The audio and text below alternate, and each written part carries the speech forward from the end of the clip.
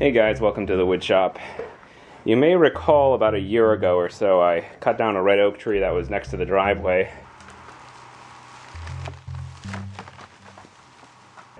Had a few people concerned about the way I cut it down and a few more concerned about having cut it down at all. These are some boards from it. These are about 16 feet long by 16 inches or so wide by about 1.25 inches to 1.5 inches, something like that. I have to build some shelves for the nursery, and so I figured I would use these. They've been seasoning outside for, I don't know, 6 months, 8 months, something like that. They're pretty dry. They've been in my stables, which are nice and sandy and dry. You can see I have some checking around some knots, things of that nature. Not a huge deal. I'll end up filling those in with some wood putty. I have this 15-inch planer. Yeah, that's actually about 15 inches that it can take. And I'm going to be cutting this down to 11.5. And I'll be taking it down to 3/4 inch. I just waxed this with some paraffin because it's all I had. This was all rusted up and some mouse had made a home in it. Actually just modified my setup here, so what I'll be doing is actually shooting everything straight outside. And you may wonder, what is the advantage of that? The advantage is I don't have to change out any buckets of chippings or anything like that. The disadvantage is air exchange, because basically what's going to happen is it's going to suck air from the interior and shoot it out to the exterior, which doesn't sound all that bad, but because it's going to create an internal vacuum, all the air from outside is going to be sucked inside, which frankly, in as hot as it is right now, it's nearly 90 degrees out. I'm not too worried about it. A little bit of air movement in here really wouldn't hurt. In the winter, it's going to be more of an issue probably because it'll take colder air and bring it back inside, but this is essentially an unconditioned space. The previous owner stuck some insulation in the walls, but they didn't bother to seal up any gaps. And insulation on its own doesn't really do anything because the whole concept is to reduce air exchange, not just to slow it down in certain areas, but to slow it down everywhere. So the first thing I'm going to be doing is taking out my circular saw and just doing some trimming, getting things to rough lengths, and making sure they can actually fit inside of my planer. One of the tricky things about working with wood that you just rough milled yourself is figuring out the best way to get a piece you need out of a piece you have. For example, you can see some checking right here that's running up, so I want to cut past that point. And of course the tree itself is not exactly in a perfect straight pattern, so I'll have to cut around the sides, and the key is I'm going to be leaving plenty of space for me to trim down later. What I'll probably end up doing is getting this roughly the shape I need, taking it inside the house and letting it acclimate, and then bringing it back outside to do the final finishing work, which will be bringing it to final dimensions, doing any routing and that sort of thing.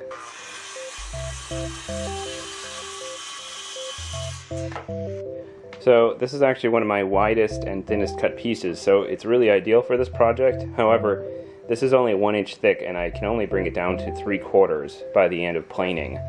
And the odds of me getting a perfect surface on both sides within 1/4 inch maximum, which is 1/8 of an inch shaved on either side, are very slim. It's much more likely that I'll be able to get one really nice side and one side that isn't quite perfectly planed, and because of that, these will be shelves because you only ever really see the tops or one side of them essentially. So only one side has to be especially nice. I gave myself a couple extra inches for error, and I just gave this an offset of 29 inches total from where I started. It's about to storm outside, so I'm getting some pretty crazy sounds. So what I'll do is I'll cut out this piece here, and then I'll use it as a template and cut most of the shelves that I'm going to be needing for the project. And then I'm going to use my table saw to actually cut the rough edges off. I wedged this 2x2 in here just to give me some space so that I can cut this without having to move it and I won't hit any of the other boards as I go.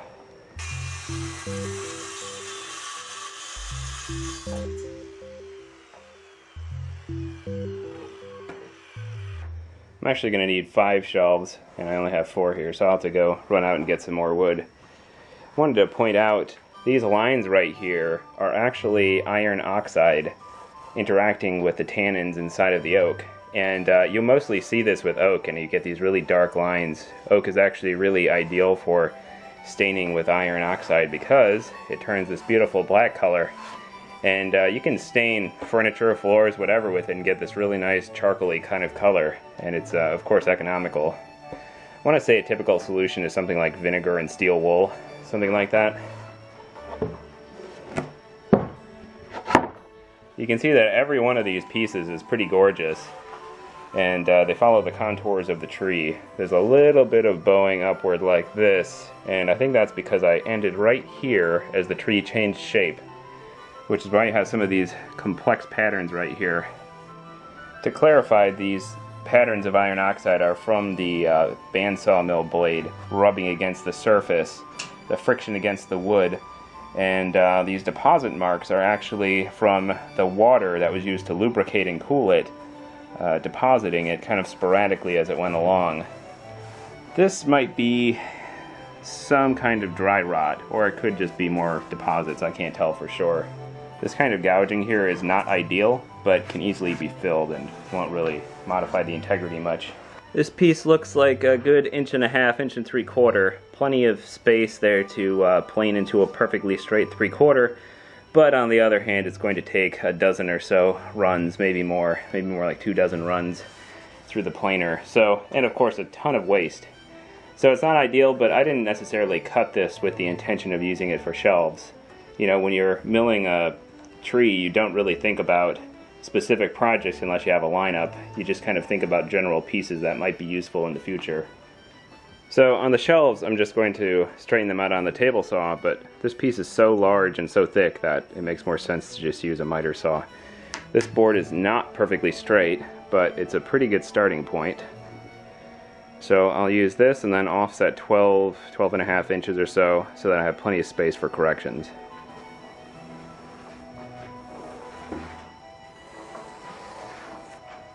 So you can see here I'm running very, very close to this edge.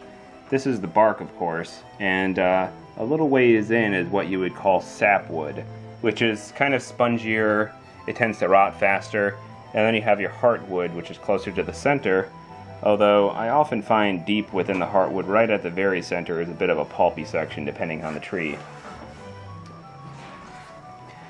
Now personally, I like sapwood. I think it looks nice, and for the purposes of a shelf, it's completely fine. However, you may want to avoid sapwood depending on your application. If you were making a chair, for example, you probably wouldn't want to make a leg out of sapwood. You probably want to stick to the heartwood area. So you might go in 1 inch or so.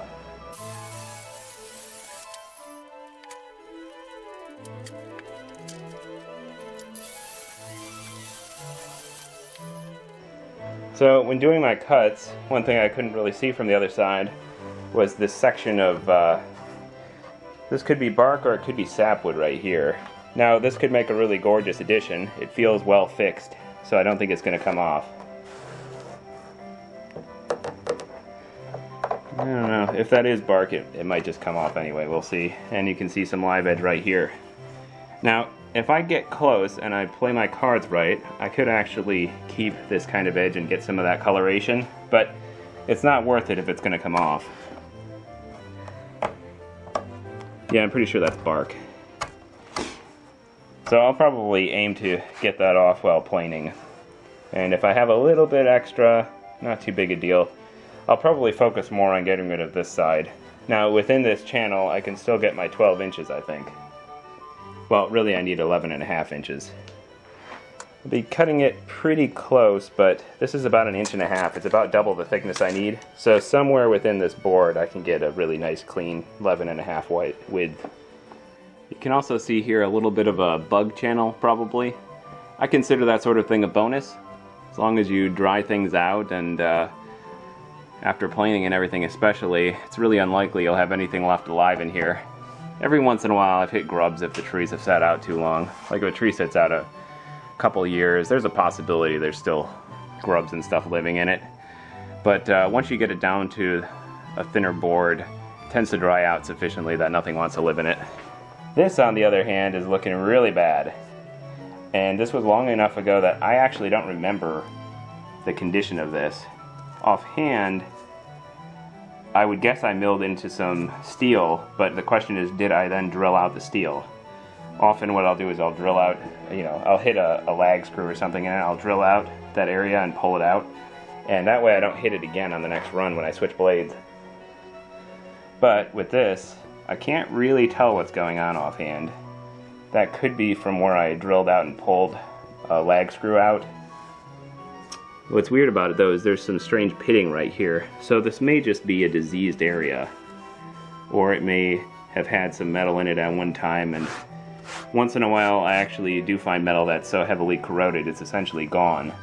Just gives the blade a little bit of a hard time. Obviously when you're planing a board you don't want to be hitting that kind of stuff, but I tend to do it anyway. There's a good chance I did hit metal in here because looking at this pattern it begins to wave, and then here's a deep scoop right here. This board actually may not work out because it tends to taper right around here on the opposite side. Right here you can see the taper of the live edge. So it's either going to turn out really, really nicely because I'll hit some of that live edge and it'll be a really nice looking board, but because this scoop is right here, I'm going to be losing so much flesh of the tree right in that spot, I doubt I'll be able to plane it very straight. Not to mention there is a very high probability that there's still some metal inside of here. In fact, this pattern may be from friction looking at it. It may have actually burned the wood right there. I'll have to be really careful with this piece. I can't really tell if there's metal or what kind of metal it was. I remember I had some generator magnets laying around, so I brought them out. Sure enough, they are quite attracted to this region, enough to even move the wood a little bit.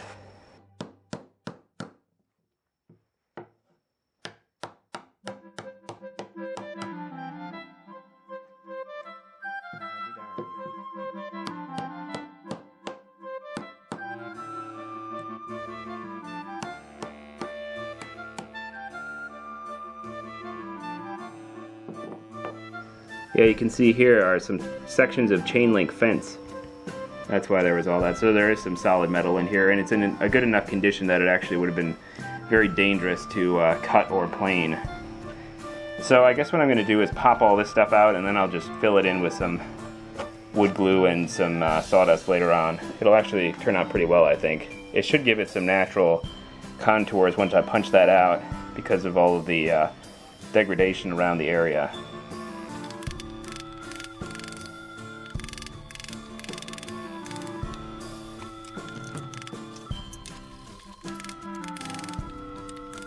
Actually it wasn't chain link fence, it was staples for holding fence. So this is one of those really tricky sections of tree that may not quite work out, or it could work out really nicely. You'll either get something really nice from a piece like this, or it'll be a big waste of time.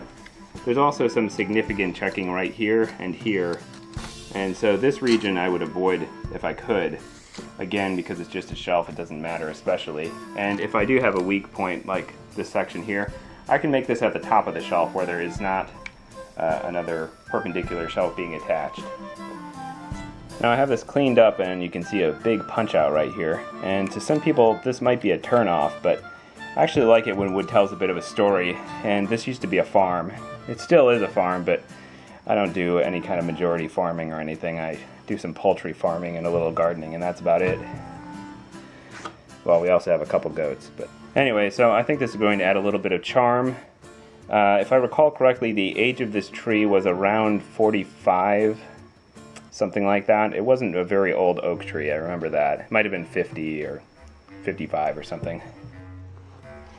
Alright, so in theory, I have all of my pieces cut out. Some of these are a little too close to call. Like I said, the shelves will probably only be nice looking on one side and a little rough on the other. This piece I can say pretty confidently will be perfect. And this piece, with all that staining from the iron And then up here with the live edge, and you can see it really thins out. It's mostly sapwood. It's going to be really too close to call. Either way, it's going to be a really interesting piece of wood when I'm done processing it. You can see some live edge right here as well. And again, if I hit a little bit of that and it's affixed well enough, and it feels like it is, I milled this pretty immediately after cutting it down. So I'm pretty confident that the sapwood and the bark aren't going anywhere. But nonetheless, there's not a lot of integrity there. So you have to keep that in mind in how you use the piece once it's done. So you may recall these have live edges on both sides and nothing has been squared. And the process for squaring uses one of these. This is just a simple jig that rides across this edge right here. These staples, which are a little bit dangerous, actually dig into the wood a little bit and help hold it in position, so I find them helpful.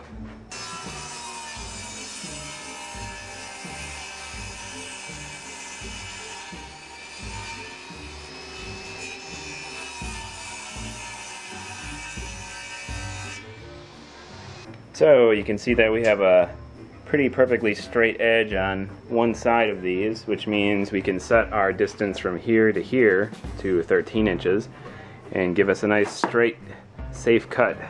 I actually don't have a good way to film that given the size of the pieces, but I'll just be running them straight through here like you would cut a normal piece of wood now that I have that one straight edge to lean against.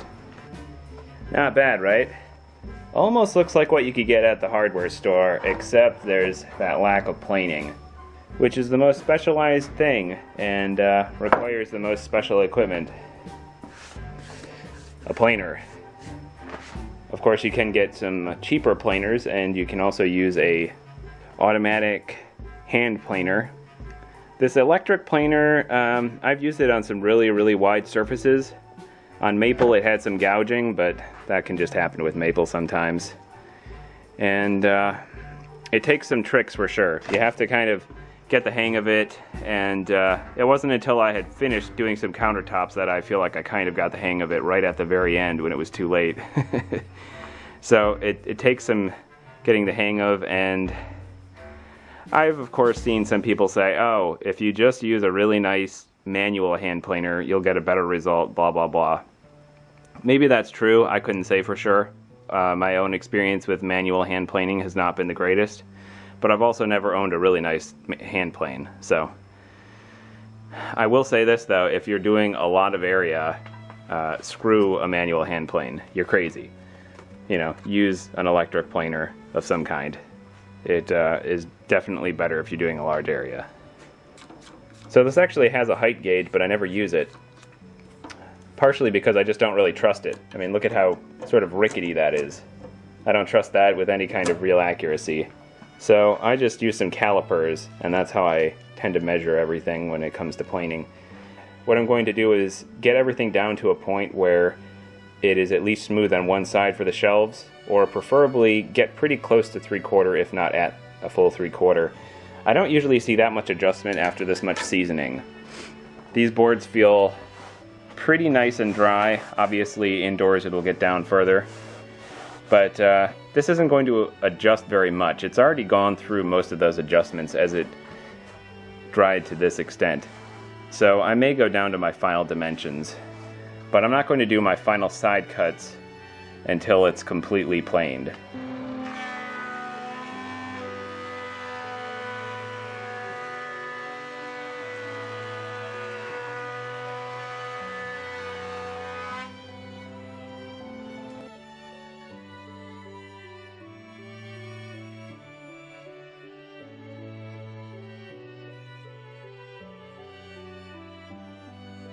Boy, when that planer gets clogged, it gets clogged. That took about 3 minutes, and I think I did 4 runs, maybe 5 runs. Got our 3/4. I decided to go ahead and do final dimensions. This board was pretty perfect after 3, so I must have done maybe even 6.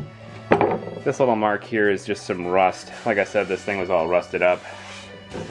This is not a waterproof ceiling, unfortunately, and my tools take a beating for it. Anyway, as you can see here, this is essentially what you would get at the hardware store. You know, it's a pretty perfectly planed piece. Turned out really nicely. It's a little bit rougher than I'd like on this side for some reason. Some of it I can blame on the nicks and such in my plane blades, but some of it may just be the texture of the wood, I'm not sure. Or actually, you know, this might have been the final side I did where all this stupid sawdust got in there, and that might have screwed it up a little bit. But regardless, this is as good as it's going to get because I don't have any more space to continue planing it. All out of room. This is my final 3/4. Turned out great though. So what I'll end up doing is I'm going to take it into the house, dry it, along with all the other wood, and after a week or two, what I'll be able to do is trim down these dimensions to their final 11.5, getting the best possible piece of wood out of it. And then I'll just run the router around it to round off the edges so that they aren't sharp. And that's all it's going to take for my shelf. It's a very basic shelf. In case you're wondering how you plane a really long board, and I can tell you I've actually planed up to 16-foot boards on this. The same way you plane a short board, it's just a ton of work.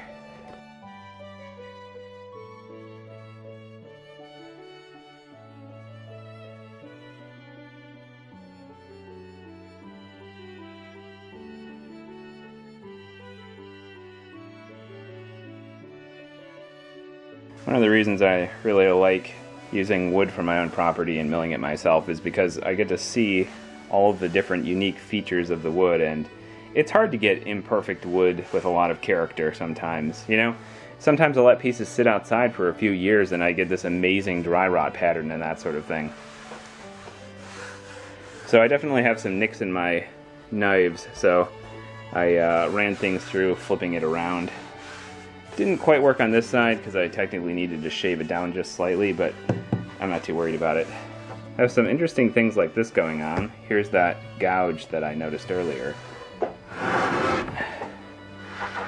But the more interesting side is this one, which had the live edge.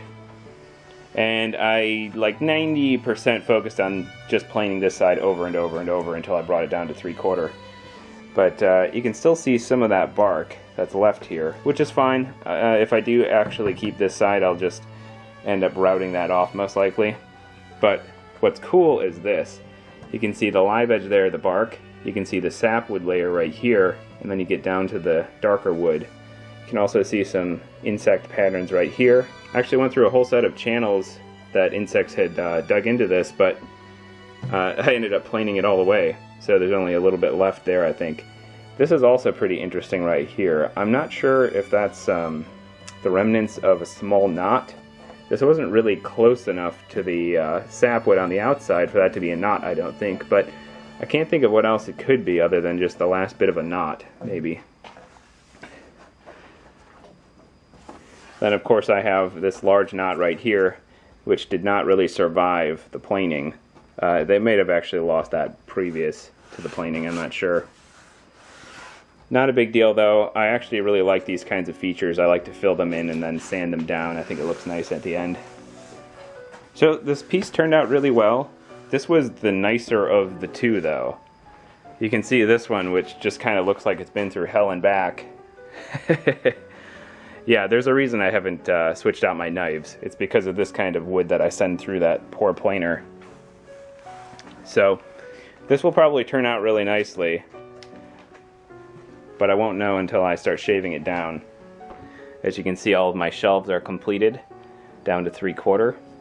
Actually left this one just above 3/4 because as I was planing it down, I realized that the shavings were getting stuck. They were so wet that they were wrapping around rather than cracking in half. So the stuff that was already only about 1 inch was fine, but once it was up to about 1.5 inches, once I got closer to 3/4 and I cut down into the wood deeper, it still had enough wetness to have that malleability without snapping. So I left it just a little bit higher so that it will continue to dry out in the house. As I suspected, this board turned out really interesting and nice. Check this out. This is all of the tannin reacting with the iron oxide from the steel. Yeah, that is pretty cool. It is impregnated within the grain along the entire structure because, well, I would guess it has to do with growth pattern, but I'm not entirely sure. It could just be the flow of the sap within the wood over many years. But you can see the result is just really spectacular. Here's another interesting area. This was clearly a completely rotten knot. In fact, I punched it out and it was all spongy. So entirely rotten, but also really, really cool. You can see all of this rot along here, this white line. Sort of looks like fire, really, like this little kind of fireball. And right here, this is sapwood all along here because of the board itself and where the edge is. Same here, this is all sapwood. And right here, because this was not a particularly wide section. And then we have the other side. Right here I have some bark. I just couldn't get away from it. I focused mostly on this side to remove as much bark as I could, but I couldn't get rid of all of it. So I'm just going to have to keep some. Right here we have probably some insect damage, but it's hard to say for sure. Whatever it is, it's very old. It's like kind of starting to heal. Same with these areas here. And of course we have on this side some of that same oxidation pattern here. And right there, yeah. And very strong sapwood mark along here. And there's that rotten knot right there. And kind of the best or the worst part, this is all just wood. I just didn't have enough. I mean, this was 1.5 inches thick when I started, and after taking it down by half, I still could not get away from that live edge. So I'll see what my wife thinks. Either way, it's cool, because if I leave it like this and I just polyurethane it, it's going to look really nice. But if I also fill it in with wood glue and sawdust, and then I sand it back out, and then I route it, it's still going to look really cool. I mean, you can't lose, basically. If you leave something like that exposed, it's cool, and if you fill it in and sand it up, it's really cool. It polishes up nicely either way. Now this, on the other hand, I would fill this in, because that's going to be disruptive to the pattern. Although, this is, I think, 4 inches taller than it has to be, so I probably won't have to utilize most of that section. I do have a little bit of checking right here, but I don't think it's going to migrate very much. And again, more sapwood pattern right along there. A little bit of live edge right here. Just a small amount that'll route away when I process it. And one other thing, I believe this is 13 inches. That's what I did everything in, 13. So once I take it down to 11.5, which is my final dimension to match the other shelves I've made, I'll probably lose some of these features, but I won't lose all of them. You know, like this is a bit dramatic. That's straight through, nothing on the other side. So I'll probably cut this side down mostly. So I'll remove some of the more dramatic features that would cause some structural issues, and just keep what I need. I can see a little bit of shine off of there from some of the metal. Yeah, my knives and my planer knives are probably not very happy to have gone through this section, but boy is it spectacular. So in summary, we went from this fairly unattractive wavy piece of junk board to these very nice, pretty perfect looking plain boards. Obviously this one is a little bit more scrappy, but this one turned out really nicely. This one doesn't have really a single defect other than this little bug spot right there, but this is a really nice piece. And if you're wondering about the difference between red oak and white oak, I've done a lot of work in both of them at this point.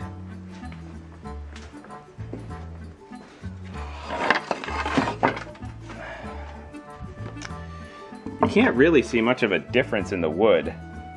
This one I'm holding right here, this is white oak. And this one next to it is red oak. Yeah, I mean, a little bit of grain difference, but that may not necessarily have anything to do with the species as much as the particular tree and the growth pattern.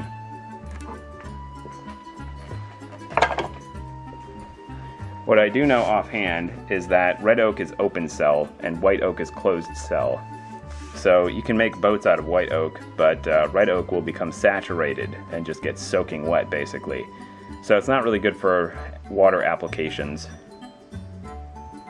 So personally, I think white oak is more versatile. I couldn't say offhand if it's stronger or not, but I do notice that when you hear about oak, people seem to talk a lot about red oak. You know, you hear about solid red oak flooring and red oak this and red oak that. I don't entirely understand why offhand. I'm sure I could look it up and find out, but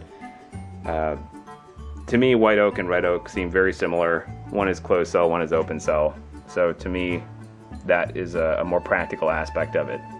In terms of like the hardness, PSI, or the amount of deflection before snapping or anything like that, I couldn't say, but I would bet they're pretty similar. And that probably, again, has a lot more to do with the particular tree and how it grows. If a tree grows really, really quickly, then it's not going to have as much structural integrity. Whereas it grows really slowly, it's going to have much tighter grain structure. So these boards came from an oak tree that was pretty old, I think 70 or 80 years old, which is quite a bit older than that red oak tree. And like I said, you really couldn't see much of a difference in pattern. I actually have a white oak tree outside that's been sitting out for years now because I just don't know what to do with it.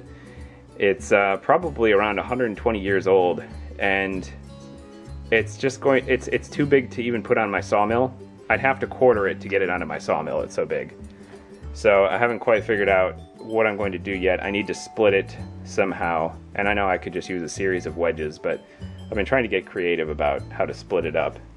But for sure, if I ever get around to that tree, assuming it's still good by the time I get around to it, I will definitely do a video about how I end up splitting that up and processing it and what I turn it into.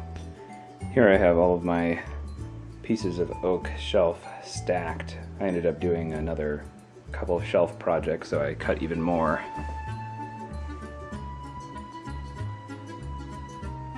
I have them spaced out by 3/4 inch shims. I basically just cut a whole bunch of these from extra wood, and that means that they're not perfect, of course. But quick tip, you only need each row to have the same height. So all I had to do was match 2 of these at a time, since I'm only using a couple per stack. So although some of my heights are a little bit off, just find a matching partner. You can do fine, you don't need to buy any. So they're pretty much 3/4 by 3/4.